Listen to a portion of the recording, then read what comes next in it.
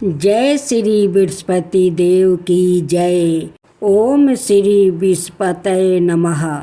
सभी श्रद्धालु भक्तों को प्रेम नमस्कार। आज हम सुनाने जा रहे हैं गुरुवार व्रत की पावन कथा, जो बृहस्पति देवता की महिमा से भरी हुई है। बृहस्पति देव को ज्ञान, धर्म और शुभता का प्रतीक माना जाता है। जो भी व्याकृत श्रद्धा, नियम और सच्चे मन से इस व्रत को करता है, उसके जीवन में सुख, शांति, समृद्धि और सौभाग्य का वास होता है। घर में दरिद्रता नहीं टिकती और परिवार में प्रेम बना रहता है। आइए अब पूरी श्रद्धा के साथ इस पवित्र कथा का श्रवण करें। बृहस्पतिवार का जो लोग बृहस्पति देव के श्रद्धा भक्ति से कथा सुनते हैं, उस पर बृहस्पति देव प्रसन्न हो जाते हैं। बृहस्पति देव की जय हो, बृहस्पति देव की जय हो। प्राचीन समय की बात है। एक नगर में एक बड़ा व्यापारी रहता है। वो जहाज़ों में माल लाद कर दूसरे शहरों में भेजा करता है। वो जिस प्रकार अधिक धन कमाता है, उसी प्रकार जी खोलकर दान भी करता है। परंतु उसकी पत्नी अत्यंत कंजूस है। वो किसी को एक डमरी भी नहीं देने देती है। एक बार सेठ जब दूसरे देश में व्यापार करने गया, तो पीछे से बृहस्पति देव ने साधु भेष में उसकी पत्नी से भिक्षा मांगने आई। व्यापारी की पत्नी बृहस्पति देव से बोली, हे साधु महाराज, मैं इस दान और पुण्य से तंग आ गई हूँ। आप कोई उपाय बताइए जिससे मेरा सारा धन नष्ट हो जाए और मैं आराम से रह सकूँ। मैं यह धन लुटाता हुआ नहीं देख सकती। बृहस्पति देव ने कहा, हे देवी, तुम बड़ी विचित्र हो। संतान और धन से कोई दुखी होता है। अगर अधिक धन है तो इसे शुभ कामों में लगाया करो। कुंवारी कन्याओं का विवाह करवाओ, विद्यालय और बाग बगीचा का निर्माण करवाओ। ऐसे पुण्य कार्य करने से तुम्हारा लोक परलोक सार्थक हो सकता है। परंतु साधु की इन बातों से व्यापारी की पत्नी को खुशी नहीं हुई। उसने कहा, मुझे ऐसा धन की आवश्यकता नहीं है जिसे मैं दान दूं। तब बृहस्पति देव बोले, यदि तुम्हारी ऐसी इच्छा है तो तुम एक उपाय करना। 7 बृहस्पतिवार घर को गोबर से लिपना, अपने केश को पीली मिट्टी से धोना, केशों को धोते समय स्नान करना, व्यापारी से हजामत बनाने को कहना, भोजन में मांस मदिरा खाना, कपड़े अपने घर धोना। ऐसे करने से तुम्हारा सारा धन नष्ट हो जाएगा। इतना कहकर बृहस्पति देव अंतर्ध्यान हो गए। व्यापारी की पत्नी ने बृहस्पति देव के कहे अनुसार 7 बृहस्पतिवार वैसा ही करने का निश्चय किया। केवल 3 बृहस्पतिवार बीते थे कि उसी समस्त धन संपत्ति नष्ट हो गई और वो परलोक सिधार गई। जब व्यापारी वापस आया तो उसने देखा कि उसका सब कुछ नष्ट हो चुका है। उस व्यापारी ने अपनी पुत्री को संताना दी और दूसरे नगर में जाकर बस गया। वहाँ वो जंगल से लकड़ी काट कर लाता और शहर में बेचता। इस तरह वो अपना जीवन बिताने लगे। एक दिन उसकी पुत्री ने दही खाने की इच्छा प्रकट की, लेकिन व्यापारी के पास दही खरीदने के पैसा नहीं थे। वो अपनी पुत्री को आश्वासन देकर जंगल में लकड़ी काटने चला गया। वहाँ एक वृक्ष के नीचे बैठे अपनी पूर्व दशा पर विचार कर रोने लगा। उस समय बृहस्पतिवार था। तभी वहाँ बृहस्पति देव साधु के रूप में सेठ के पास आए और बोले, हे मनुष्य, तू इस जंगल में किस चिंता में बैठा है? तब व्यापारी बोला, हे महाराज, आप सब कुछ जानते हैं। इतना कहकर व्यापारी अपनी कहानी सुनाकर रो पड़ा। बृहस्पति देव बोले, देखो बेटा, तुम्हारी पत्नी ने बृहस्पति देव का अपमान किया है, इसी कारण तुम्हारा यह हाल हुआ है। लेकिन अब तुम किसी प्रकार की चिंता मत करो। तुम गुरुवार के दिन बृहस्पति देव का पाठ करो। 2 पैसे के चने और गुड़ को लेकर जल के लोटे में शक्कर डालकर वो अमृत और प्रसाद अपने परिवार के सदस्यों और कथा सुनने वालों में बांट दो। सवाए भी प्रसाद और चरण मृत लो, भगवान तुम्हारा अवश्य कल्याण करेंगे। साधु की बात सुनकर व्यापारी बोला, महाराज, मुझे तो इतना भी नहीं बचता है कि मैं अपनी पुत्री को दही लाकर दे सकूं। इस पर साधु जी बोले, तुम लकड़ियाँ शहर में बेचने जाना।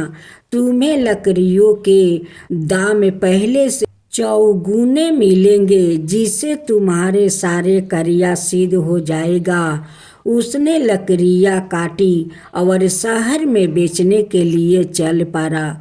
उसकी लकड़ियाँ अच्छे दाम में बिक गई, जिसे उसने अपनी पुत्री के लिए दही लिया और गुरुवार की कथा हेतु चना गुड़ लेकर कथा की और प्रसाद बांट कर सवाए भी खाया।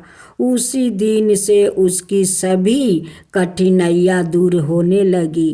परंतु अगले बृहस्पतिवार को वो कथा करना भूल गया।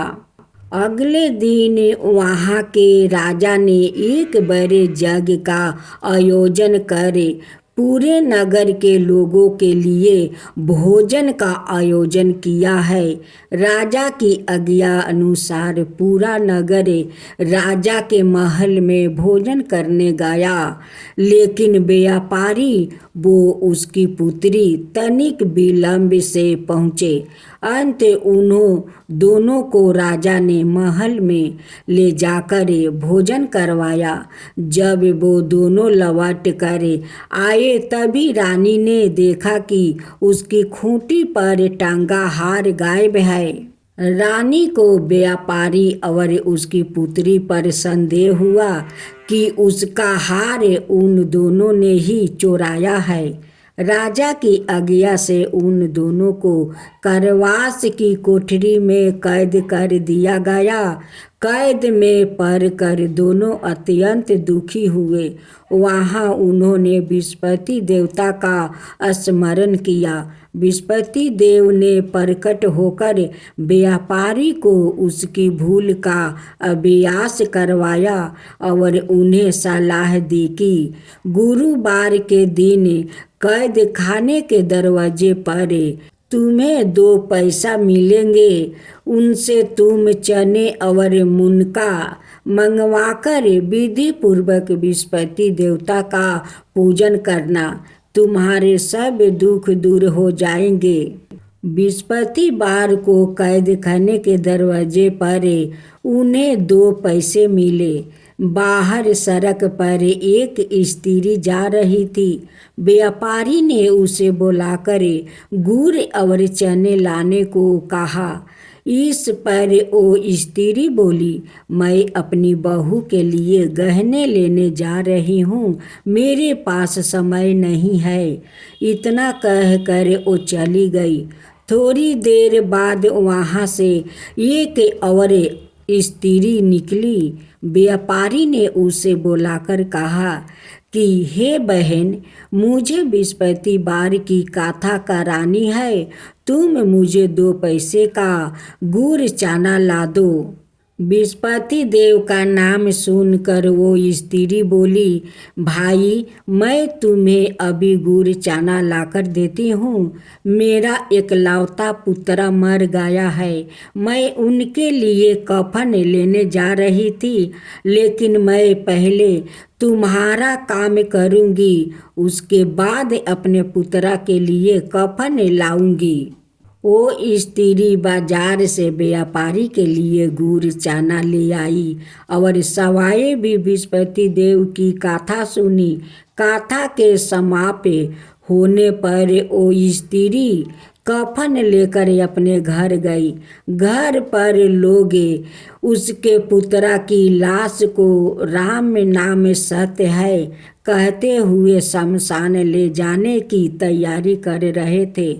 स्त्री बोली, मुझे अपने बेटे का मुख देख लेने दो। अपने पुत्र का मुख देखकर उस स्त्री ने उसके मुंह में प्रसाद और चरणामृत डाल दिया। प्रसाद और चरणामृत के प्रभाव से वो पुनर्जीवित हो गया।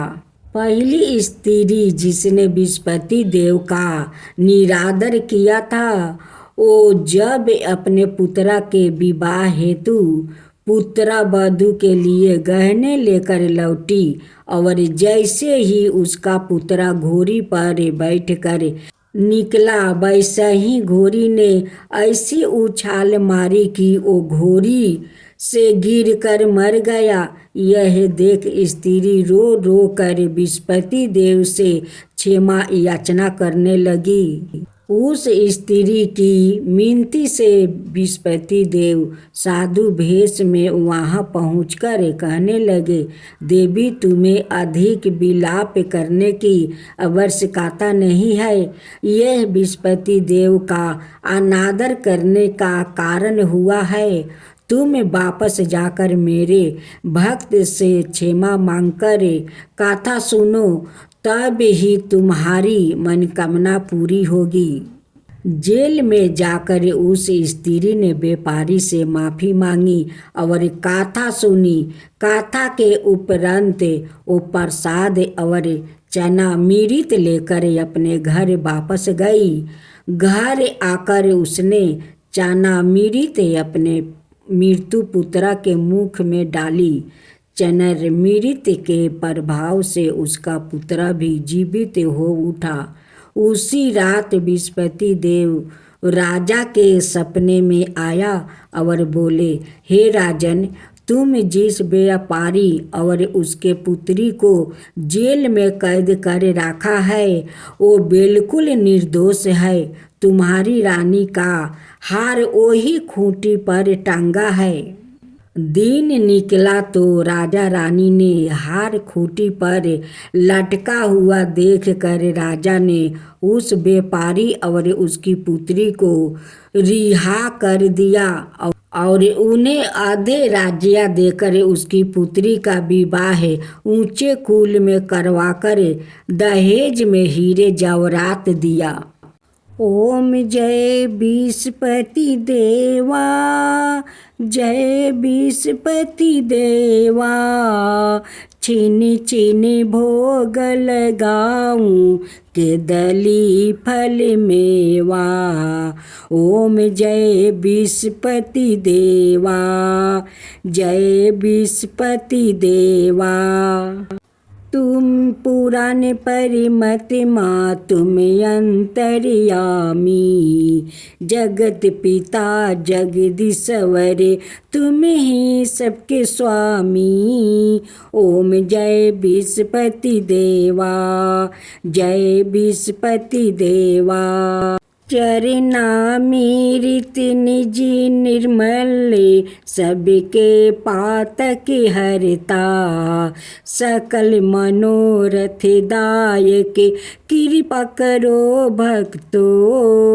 ओम जय विस्पति देवा, जय विस्पति देवा। तन मन धन अर्पण कर जो जन शरण पारे। प्रभु प्रकट तब हो करे आकर दुआरे खारे। ओम जय विस्पति देवा, जय विस्पति देवा। दीन दयाल दया निधि भक्तन हितकारी। पाप दोष सब हरता भाव बंधन हारी। ओम जय विस्पति देवा, जय विस्पति देवा। सकल मनोरथ दायक सब संशय हरो। विषय विकार मिटाओ संतन सुखकारी। ओम जय विस्पति देवा, जय विस्पति देवा। जो कोई आरती तेरी प्रेम सहित गावे। जेठाय नंदय नंदन कर सो निश्चय पावे। ओम जय विस्पति देवा, जय विस्पति देवा। सब मिलकर बोलो विस्पति भगवान की जय, विस्पति देव की जय।